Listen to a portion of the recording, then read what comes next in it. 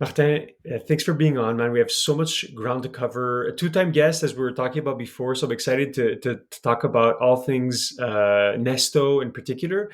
But maybe a personal question to start. Why go back to the startup life, right? You had done that for a while.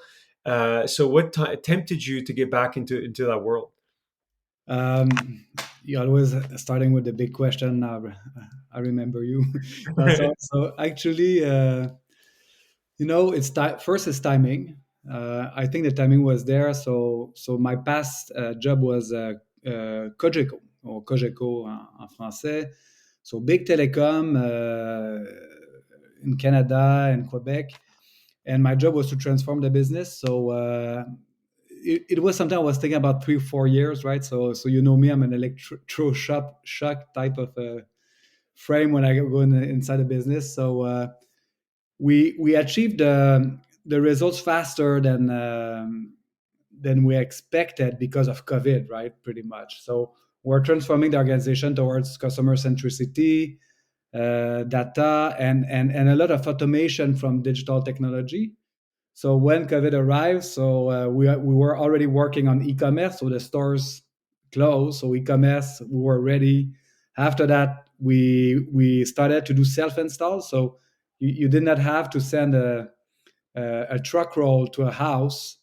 So customer receive a box, buy online, receive a box, install themselves, really easy. And after that, engaging with us. So from digital platform, even doing supports.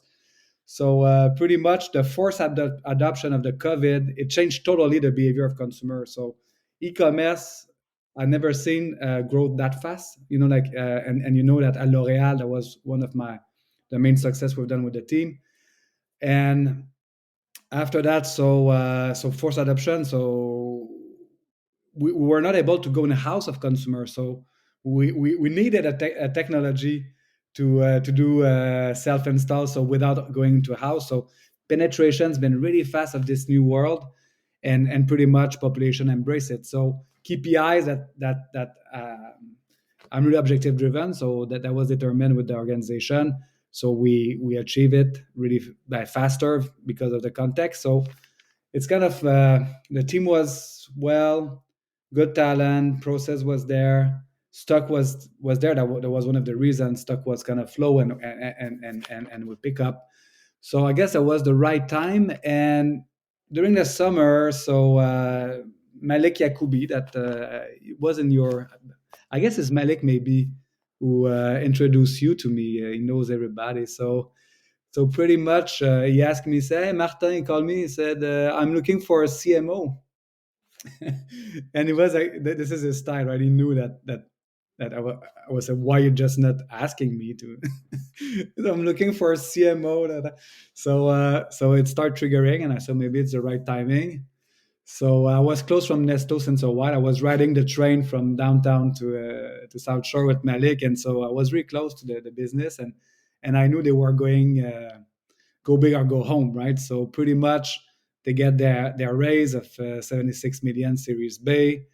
So net, I was like, okay, let's look at this. I think I can create value. I will go in a company where I can create value. So the five variables I was looking for is pretty much I wanted to go back in startup. Okay, so to answer your question, it was deep inside me, but my girlfriend didn't want me to restart from scratch. So product market fit, like the really hardcore time where your head is there all the time, days, nights. Now I got a family. I'm getting older, so starting to have some really so so I was if I'm coming back to a startup, product market fit will kind of being established, and they will just need like not just need but need fast growth, right? A growth hacker, like a growth guy. So I think that was Nesto was at this moment. Product market fit was clear. They just needed like a lot of my expertise that I get in branding from COGECO and L'Oréal, e-commerce, because this is e-commerce. What we do pretty much is a flow where we help consumer with an online platform, but with a human touch, of course. And after that, growth. So that was kind of a perfect fit for my skill set. Then I learned on the past year, and after that is all about I want a digital native company, right? So Réseau Contact, where I had the chance put a lot of my time there, and that was at the beginning of online dating. That was a model where it was virtual goods, right? So you put people, it was one platform. So I liked it so much, right? No inventories to play. So that was type of model I was looking. After that, I didn't want to transform. I've transformed L'Oreal, Avast, L'Oreal, COGECO. It's hard, right? When you arrive in the business, nobody likes you, right? It's you and you're not there to play office, so it needs to go fast. The transformation needs to go fast. So I wanted to be like less into PowerPoints and educate and transform than thinking about the next thing, right? What is the next the dream you have in mind that you can go full fledged, and actually at Nesto they will never stop you, right? They just want speed and nimbleness. So that's what I was looking for. Common value for me, it was really important, like working with great human. Not that I did not work with great human before, but people that they have like the same values and culture. So of speed, of having the right talent, right place, trusting each other, ownership mindset. Like everybody has stuck in the company, so decision is so quick. We're all owner after all, right? So really like this mindset, and where can an environment where it can be challenged. So what is the next level, right? So how we can be the best in the world in what we do. So I think that it's a long answer, but that's why I decided to go timing, Nesto, and market. So the market in fintech, so many things that can be done now at the moment. Yeah, it sounds. Yeah, thank you for the details. It sounds like it was actually an easy decision. It didn't sound like it was that difficult to make when you do the Excel list of like the pros and cons. And I see you as someone. Obviously, you started your career in a pure play space, in the digital space, then moved to more quote unquote traditional companies. I don't know if it's the right term. And you drove those transformation projects, and now you're back at a really digital native company. Are there any principles you think the traditional companies can learn from? Right, you spoke a lot about what makes a tech startup a tech startup. You mentioned speed, velocity, ownership, owner's mentality. What do you think if you had to go back to Cogeco, L'Oreal, or a similar type company? What principles would you bring back with you? Yes. Actually, we all use those concepts in the big organization. So that was part of, I like to call it the Electroshock framework, and pretty much I'm writing a book with my girlfriend right now about everything we learn. She works on Hydro Quebec, national banks.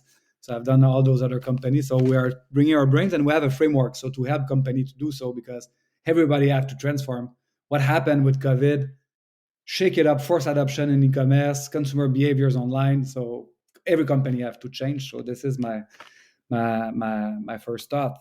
But what I saw, like, so the framework when I go to Cogeco, L'Oreal, or I go to Nesto even, is the same kind of logic I'm using, the framework. So 80% of the framework is the same, and 20% it's execution and market context. So basically, for me, it's customer centricity. So it's all start with consumer. So many organizations, they forget about it. They just like finance driven, only bottom line. So at the end, what we found out, the equation at L'Oreal, Cogeco, is when you have a high NPS, so customer satisfaction, you increase usually your LTV, long time value, so customer lifetime value, CLV. And if you crack the code on this equation and you work it in both, you make money. So this concept of consumer centricity, you increase customer satisfaction, it will drive more long-term relationship that drive higher customer lifetime value. So for me, equation was clear at L'Oreal, was clear at Cogeco, and it's clear too in Nesto. Nesto is a young company, but you know that in Canada, what is different in mortgage and in US, it's every 5 years you have to renegotiate or yeah, renegotiate your mortgage, right? So us, it's all about retention. So good experience from A to Z, and making sure that we're so good that they will stay forever with us. So that's kind of logic. So customer centricity, customer satisfaction, and avoiding having too much a kind of a driving finance driven that's taking short term decision.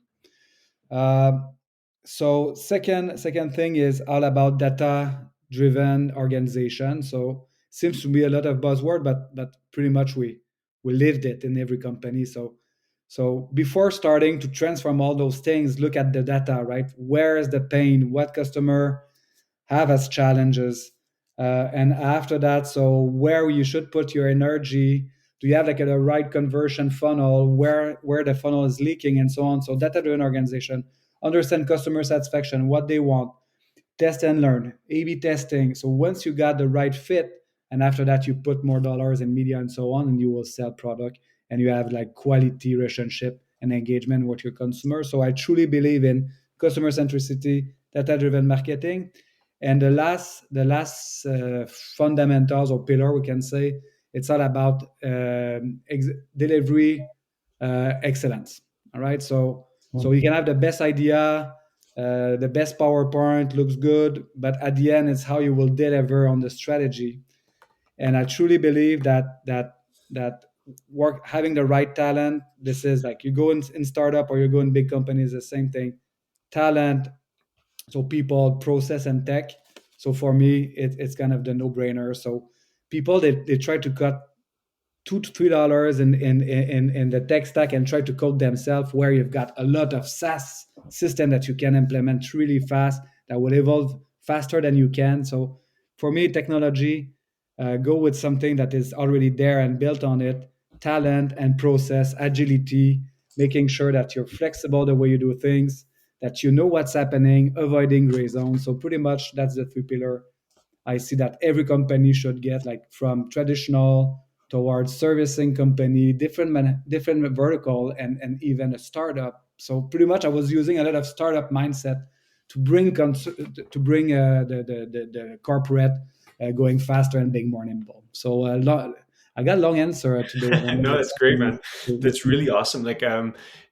So there's so many, I think, pieces of wisdom. Instead of unpacking each of them, maybe I'd like to know, like, so you mentioned your girlfriend, and you're writing a book. Title, the due date, when is it coming out? Uh, so I can tell you the title. This I know. The date that I'm going out, we don't know, but we have like Depends. Yeah, it depends on your day job. 75% of it. But since Nesto, I got challenged to put energy in it. But the title is Electroshock. So it's transform while you perform. So I think that the biggest challenge organization I saw and my girlfriend saw is pretty much it needs to go kind of fast, because after a certain time, if you don't change it, it will just be like it will not be a transformation. It will just be like an evolution of something, right? So how you can make the money and at the same time you transform at every time fast for people to believe in it, and big enough that people wants to change the culture and go towards this new format that the organization will take. And the transformation, it's you have a circle and at the end it's a triangle. It's not a circle that it's bigger, and sometimes organizations see it this way. So that's a part we learned in the last 10, 10, 15 years. Yeah, we want to share with people. Yeah, I love the title. Do you have like a website where people can sign up and pre-order, or Yeah, yeah. Actually, all that all this was built, and I have to check if I pay my domain on I was gonna WordPress. say it's a like people listening want to maybe sign up. I'm for sure gonna do it. Yeah, Um, yeah, yeah, yeah. that's awesome. That's I Of do want course. to talk about. I do want to talk about Nesto, obviously, and you mentioned you guys, raised a Series B. You have traction. Malik is on a warpath to really grow the company. As you've come in as as CMO, you're obviously responsible for growth. So curious to hear you a little bit about your growth strategy, and we're gonna unpack and talk tactical in a bit. But I'd love to hear you about what is the current strategy to grow. Yes, yes, and first I would like to, since I got the opportunity, I arrived at Nesto. It's been 4 months and a half now, right? So it feels like a year. But I would like to. I got a lot of respect for what has been done before I arrived. So they were really going the right path, right? It was not broken, right? It was something that was good, just needed to have like integration of the different pieces of the stack, focus, and so on. So just kudo, respect to everyone that was there before. And so I just want to mention that. So Nesto, so pretty much, like, so for people who don't know Nesto, it's our tagline is low from the get-go. So we're specifically, we want to be the number one brand into mortgage in Canada. And what it's doing, it's if you want to renew your mortgage or enter the market with a new house or a second house, so you go Nesto and pretty much will get you the lowest rate, mortgage rate from the get go, low from the get go. That's our tagline of a new ad. I don't know if you, I guess you saw it. So with Ernesto, we call him Ernesto. It's so cool. It shows the simplicity. So we want to bring simplicity to our consumer, unbiased recommendation, because most of broker and banks they have commission, right? So we don't have commission. We're based on volume, the way we'll make the dollars. So the model is changing. So how we grow Nesto? So first is having a good brand, right? So we don't want to look cheap, right? I don't know. You saw the ads. Everything we do needs to be really clean. We think about the consumer. So first, experience is really good brand. So investing into brand. And secondly, after that is how about having partnership, right? The right partner. So what you see a lot in finance is you've got a different types of sites like Credit Karma, Loans Canada, and stuff like that. They are kind of aggregator of leads. And after that, so you can rebuy those leads and so on. So it's like the ecosystem of fintech. It's all interconnected. And after that, you buy leads and you convert. And secondly, it's how you crack the code on Google, right? So what I see is Google is the best place where the intent is clear. If you search for best mortgage rate, you have an intent somehow, right? And on Google, 77% of consumer now, they are starting with Google to search for rates. And actually it's the rates, but after that it's the trust, the credibility. And Google, this is one of the good plays that we have to crack the code on SEM, right? And after that on SEO. So right now our core focus is really making sure we have all the touch points really well done, the best experience for conversion. And we're testing many things like influencers is, we were the pioneer at L'Oreal actually with influencers for makeup. That was, people were passionate before we're calling influencers, like where we get giving sample and stuff like that. But here in this case, like influencers, more in the millennial segment where we are core, right? We're targeting. So this is influencers, affiliates, so all the good stuff. So we're testing now the mix. I'm not saying that we're perfect at the moment. We'll always learn, but this is like lots of organic, lot of content. If you go on our website, you will see we're creating a lot of content. Even like it would be my dream to be able to write 100 pieces of content per quarter, let's say, and making sure we're able to answer all the questions that everyone have. Buying a mortgage is like going into your girlfriend's prom, right? It's every 5 years. You don't really like it. You have to go and you have to be good, right? So our job is to make it the best experience that it can be every 5 years, right? Yeah, So that's that's pretty amazing. So much yeah, it. you mentioned quite a few of the solid tactics you guys are doing, and then at the strategic level, you mentioned content as a good piece, but also ads, right? So you mentioned SEM, but you've also started the foray into traditional ads, which I think most tech startups don't usually invest there at such a young age. And you guys have done a pretty good job. I'll link to the ads. The YouTube ads are super well done. So curious to hear, was that a challenge to convince your fellow partners like in the management team? Hey guys, we're going to do TV and YouTube ads and like hire actors. Yeah. It- that's a very good question, and this happened in all the business I was. But L'Oreal, that was interesting because my job was to lower spend in traditional and finance the program, digital program, right? So we're starting like we're like 20% of our spend was in digital, and when I left was it was like 70% were in digital, right? So we test a lot. But what we find out at L'Oréal and after that COGECO and now at Nesto is clearly when you have a good brand and good like awareness campaign, we see that the branded keyword search increase. Correlation is there. So this is clear, okay, to me. So believe me or not, but I like that. And So I'll make a small parenthèse on this, Martin, since you brought it up. So I wrote a master's thesis, which I submitted in 2009. Yeah. that's tracked traditional media's impact on branded search behavior when I was working in the media side, and it showed a clear correlation. Like, obviously, this has been common knowledge for like 15 plus years now, but it was like I think I was proud it got published. I was like actually studying this and understanding it. To your point, I think it becomes table stakes to be able to understand that these things are not in silos; they work together.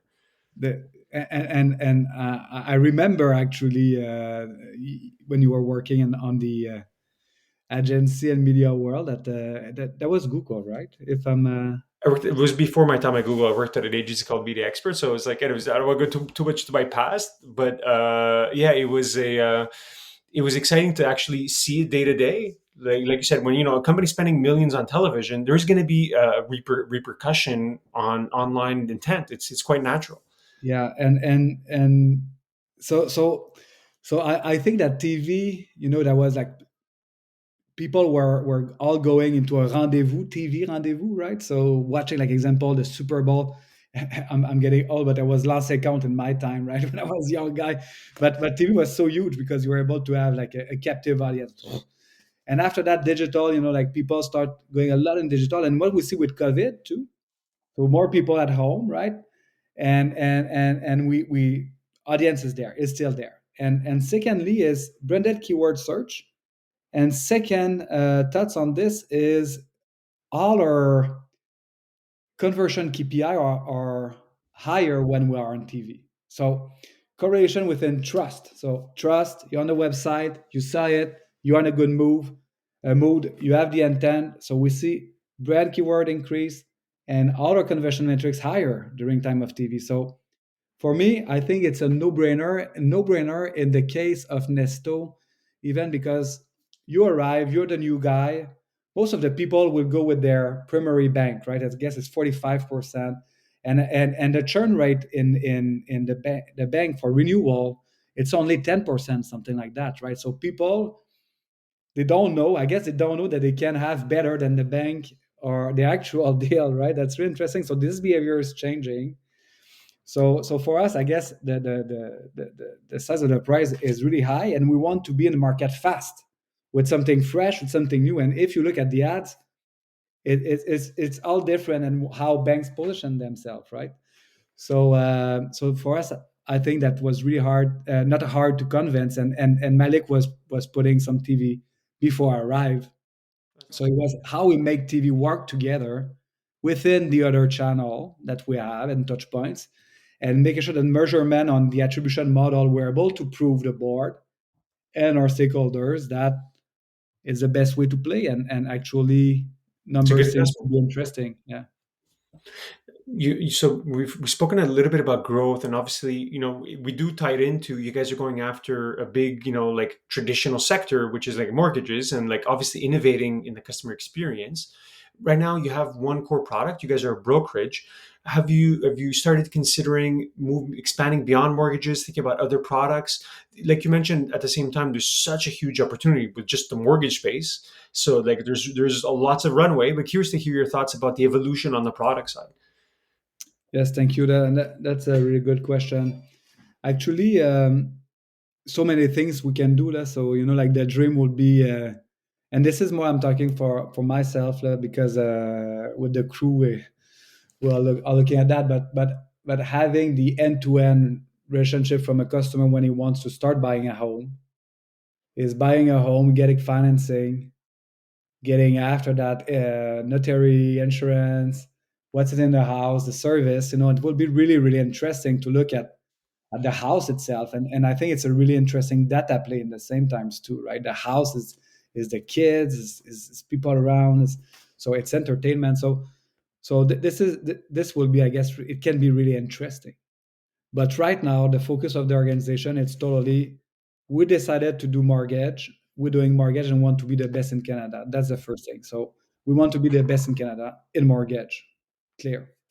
So, but in mortgage, we're starting to be as broker. So we build an engine to be able to crawl the different offers and give the right offers to the right customer at the right time. Actually, It's two data sets, and you try to merge and bring the right solution, the right customer the first time with no negotiation, with transparency. And after that, so they continue the business, and once you've got a customer, you've got origination to do, you've got underwriting, right? So underwriting of the mortgage, and when we're looking at this, is a lot of waiting time between some the banks and stuff like that. So more what we're thinking, it's to build the best customer experience in Canada, or hopefully in the world. It might be logic with what we learned to have an end-to-end solution where we're able to do brokerage, and I think they have rooms too for being a lender. So that's it's all about our obsession is to bring the best customer experience for mortgage, because I was really unsatisfied before, and they have some more room to improve. And we're like missionary, right? We truly believe that we have something really strong that can help consumers save money and make the process easy. That we want to be the perfect, not yeah, we want to be perfect in mortgage. Yeah. Yeah. And having gone through, like mortgage process myself, like, a few times, it sucks. Yeah, particularly in Canada, it's just it feels so broken, right? So going to your point of like the being number one in that space, and if I zoom out at, let's say, the board or shareholder level, obviously you guys partner with Diagram, which has a suite of other fintechs in its portfolio. Thinking about how important mortgage comes in, and then in the future, sure, insurance and all these other things. There could be interesting tie-ins, but for the time being, it sounds like mortgage is such a big opportunity that you have to focus on it. So I Uh, understand. I uh, understand, and your strategy makes sense. and you know what I learned since I'm getting older. When I was started the first business is we want it all now, right? So and it's good sometimes, but we feel that this is a complex world, right? Finance. So we want to be really good at what we do, changing a model. I think we have to focus, and this is come with maturity. We can say that. Um, yeah, there's so many good nuggets of wisdom, Martin, that you've shared so far. Um, any lessons you want to impart on other people that are listening, like that are now considering the startup world or maybe the corporate world? Like, since you've managed so many people at different levels of their career, curious to hear you maybe share some wisdom. And you're not that old, by the way, but share some wisdom as to, like, when people are considering their career path, like what frame of reference helped you when you made these career calls? Yes, that's a very good question, and I guess I will have to take some in vacation and meditate on this. But what comes to my mind is do what you love. This is like seems cliche, but for me, I always drive that, right. So do what you love. So look at the opportunity. Maybe you don't have all everything you need to make it happen, but if you have passion never fails. So you go and you test and learn. So don't wait for perfection. Done is better than perfect. So for me, this was what I learned a lot. When I was younger, I wanted to be perfect all the time, and I was hard working in crazy hours, days and night. And now it's make sure you work on the right things, and put your heart into it, and love what you do. And if you don't like it, move on, right? Because that would just be good years that you will lose. After that is surround yourself with talent. A lot of people say that, but for me, talent is success, and talent is people. And I met so good person since the 20 years, like and we keep relationship, like Koi Truong, that has been like leading the media around the world for L'Oreal, Mehdi Ferry, that all guys that came, and we transform, we build, we hack stuff together, we make it happen, and now they have really good career. And I think talent is key to win. And at Nesto, that we don't do compromise on talent. Like just my interview was so long, man. Like I never done that before. Like usually I'm lucky enough to have headhunter coming, and this was like the longest process ever.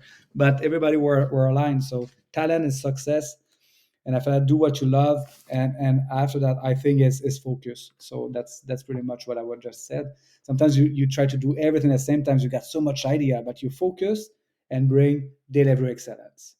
So because if not, it would just be good idea on a PowerPoint, but nothing will really affect people's life, or people will not see your dream. Yeah, It's great, man. that's Yeah, what I this see is almost most like a people. chapter in your book, man. Very, very cool. I want to say final question for you, Martin, would be you mentioned the ambition, right, being number one in Canada, but considering your growth rate, I'm sure this could be tracked and measured.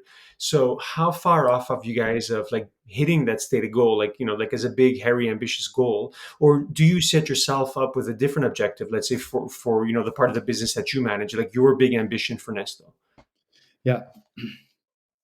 So how it's working in mortgage, because I learned a lot lately. So you're looking about volume of origination. So the amount of the mortgage. So just to give you some numbers like I got here for you to give you how big it can be. So the market is pretty much $450 billion, right, in Canada. And what makes it big too, like this in US, you don't have like the 5 years renewal. So in Canada you have. And so one of the big, like what would be really interesting, it's 45 billion origination. I guess this will put you as number one pretty much. So right now we're aiming this year around $5 to $6 billion in origination. And we were like around 1.5 last year. And so we're growing really, really fast. Like it needs to happen. Like we see that customer behavior change, search more online, shop more online. We have the right experience, we're optimizing all the time. And I think we have the best. Usually, we got almost the best rates on variable fixed in the market. So that's how we can win. So growing fast. Just another example. Like we're 90 when I arrived 4 months ago, 4 months and a half. Now we're 210. So employees, and we're hiring 100 now. So this is based in Montreal, right? It's Canada. I'm really proud to be part of this, and Malik's team, and the co-founder, because I think we're just like a rocket ship, and we know it's many things can happen, right? Many things can happen, but right now we keep focus, and we think we got a good product market fit, and all Canadians can get advantage and save money.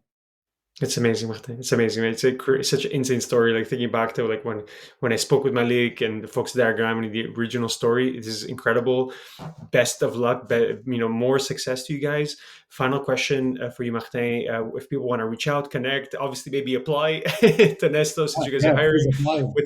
What's the best way? Yes, LinkedIn. I think LinkedIn. I'm answering actually all, even cold call. I'm answering, but don't do too much. But I'm a servant leader that after many years, you know your style. So I want to help, right? So I will answer. So LinkedIn, Martin Aubut. This is the best way to reach me. I got the Twitter account MartyBoy008, and go see Nesto. And yeah, we recruiting. So you can DM me. I will look for a life cycle manager. Okay, I will start the plug, but I'm beefing up the team. But I want to thank you, by the way, for this invitation. It's been a really great time as always. I would love to be with you live with a drink, an apéro, and chat, because we have so much. I would like to ask you questions because I know you've been around a lot lately within your business and so on. À très bientôt. À très bientôt, Martin. We'll get a chance. All right, of course. All right. Thank Great. you very Thank you. much. Bye bye. Perfect.